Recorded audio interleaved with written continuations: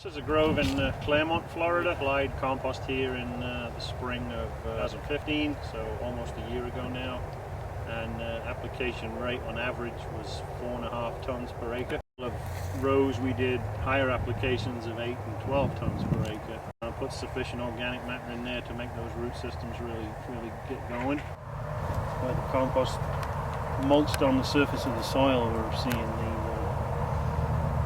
movement of the roots. They kind of come up to the surface and grow right underneath the compost there. You can see that the soil is definitely getting darker, higher organic matter content. You see a lot of roots very close to the surface, very fibrous. Soil from the grove in the center aisles between the rows, and you can see the difference when we amend it a little bit with the compost. It's much darker coloured and more organic rich, so it's only improving the soil structure and the water holding capacity.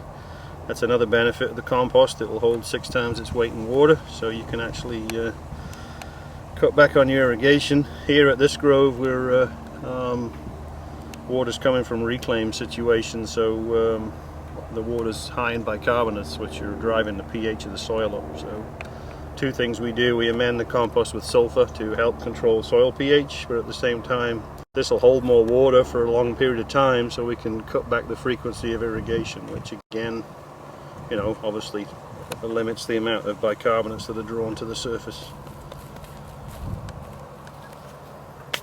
What is this compost blend? Product that's about 2% nitrogen, has good phosphorus, potassium, but more importantly the organic matter, which helps the soil able to hold nutrients better, improves the CEC of the soil. So we can see here that we've got our irrigation line which feeds the uprights there, which have a microjet on them, so every time we irrigate, and if any fertilizer is delivered through the irrigation system, it's landing on top of this material, so we've got good cation exchange capacity. So